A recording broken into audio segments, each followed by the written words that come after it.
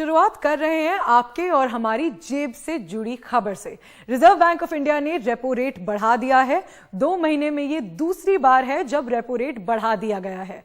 RBI की monetary policy committee की बैठक में रेपो रेट 0.50% उसका इजाफा किया गया है। इस बात का डर पहले ही जताया जा रहा था कि रेपो रेट बढ़ सकता है। इससे पहले मई में ये रेपो रेट की वृद्धि की गई थी और बढ़ने के बाद रेपो रेट 4.4% हो गया था। अब इस नई बढ़ोतरी के बाद रेपो रेट 4.9% हो गया है।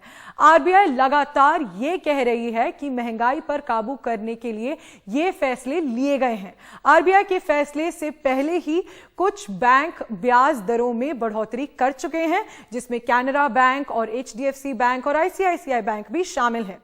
Voted unanimously to increase the policy repo rate by 50 basis points to 4.90% with immediate effect.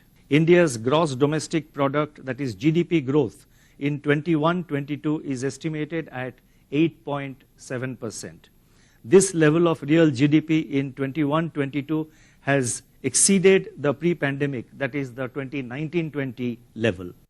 अब आपको ये बता देते हैं कि आरबीआई के इस अनाउंसमेंट्स में से क्या सब चीजें हैं जो जरूरी हैं आपके और हमारे लिए। सबसे पहले जो रेपो रेट बढ़ा दिया गया है, पहले ये समझ लेते हैं कि ये रेपो रेट आखिर होता क्या है।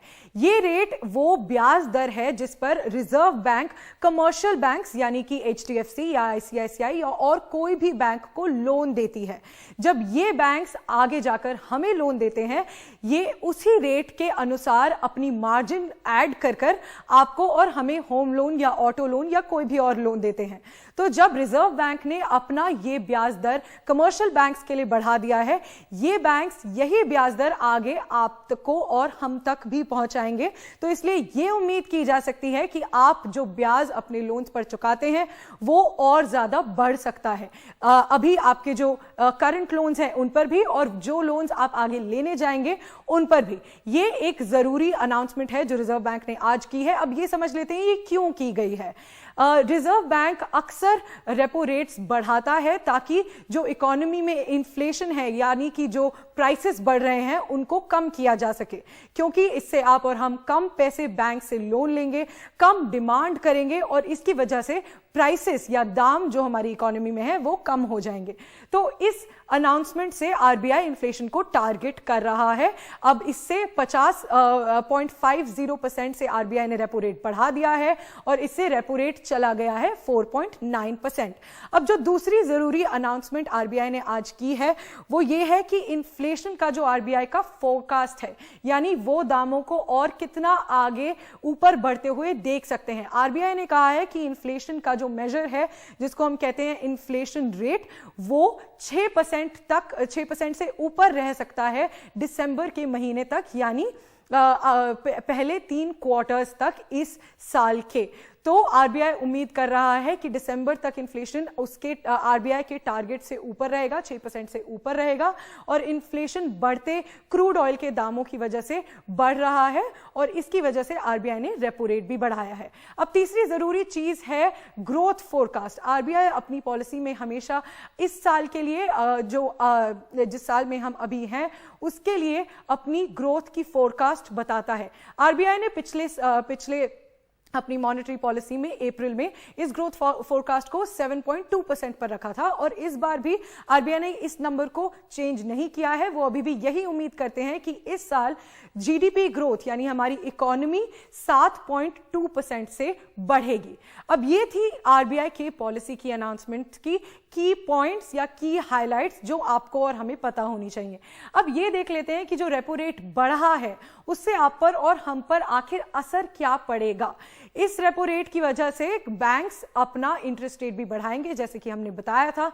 पर अब देखते हैं कि एक उदाहरण के तौर पर एक लोन अगर हम देखें तो आपको और कितना पे करना पड़ेगा, आपका लोन और कितना महंगा होने वाला है। तो अब ये देख लेते हैं एक एसबीआई के उदाहरण के तौर पर, एक एसबीआई का 50 लाख का लोन जो कि 20 साल के लिए लिया जाता है। मई में जब आरबीआई ने अपना पहला इंटरेस्ट रेट हाइक अनाउंस नहीं किया था उससे पहले इस SBI का ब्याज दर था 6.65%। जब RBI ने अपना इंटरेस्ट रेट बढ़ाया 40 बेसिस पॉइंट्स यानी 0.4% से, तब SBI का ब्याज दर हो गया 7.05%।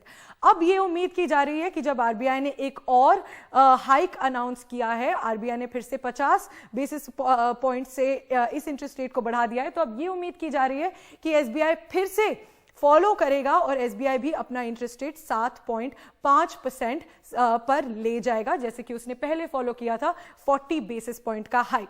अब ये अगर होता है तो आपको कितना और पे करना पड़ेगा, ये देख लेते हैं। पहले आपकी EMI इन दोनों रेट हाइक से पहले आपकी EMI इसी लोन पर थी 37,722। उसके बाद जब RBI ने अपना पहला रेट हाइक अनाउंस किया, उसके बाद ये EMI बढ़कर हो गई 38,915। पर अब उम्मीद की जा रही है कि अगर SBI भी इसको फॉलो करता है तो आपकी EMI ऊपर जा सकती है 40,433। तो ये देख सकते हैं आपकी जो मंथली EMI है जो आपको अपने लोन्स पर चुकानी है वो तकरीबन 7,000 से ऊपर चली जाएगी अगर SBI भी RBI के इस रेट को फॉलो करता है, जो कि उम्मीद लगाई जा सकती है। अब ये देखते हैं कि आप पूरा जो इंटरेस्ट, आप पूरा जो ब्याज इस लोन पर चुकाएंगे वो कितना बढ़ सकता है। 1 मई को इन दोनों रेट हाइक से पहले आप 40,50,000 के करीब पूरा इंटरेस्ट रेट पे कर रहे थे एक 50 लाख के लोन पर जो 20 साल के लिए है। उसके बाद जब इंटरेस्ट रेट हाइक अनाउंस हुई तो आपका ये कुल ब्याज बढ़ के हो गया 43,39,636। पर अभी अगर SBI फिर से अपना इंटरेस्ट रेट बढ़ा देती है 50 बेसिस पॉइंट से, तो आपका जो कुल ब्याज आप चुकाएंगे इस 20 साल के लोन पर वो चला जाएगा 47,03,839। तो हम ये देख सकते हैं कि आपका जो कुल ब्याज जो आप चुकाएंगे वो 7 लाख से बढ़ सकता है। वो ऑलरेडी तकरीबन 3 लाख से बढ़ चुका है, पर अगर ये इंटरेस्ट रेट हाइक भी हो जाता है तो वो मई के कंपैरिजन में अब 7 लाख से बढ़ चुका है, बढ़ सकता है। तो ये थी RBI की इंपॉर्टेंट अनाउंसमेंट्स और कैसे ये आपकी और हमारी जेब में एक और बड़ा छेद बना देती हैं, कैसे ये हमारे लोन्स को महंगा कर देती हैं और इनका क्या मतलब है महंगाई के लिए। महंगाई दिसंबर तक बढ़ सकती है और 6% के ऊपर रह सकती है। ये थी RBI की अनाउंसमेंट्स और इनसे आपको और हमें क्या फर्क पड़ता है।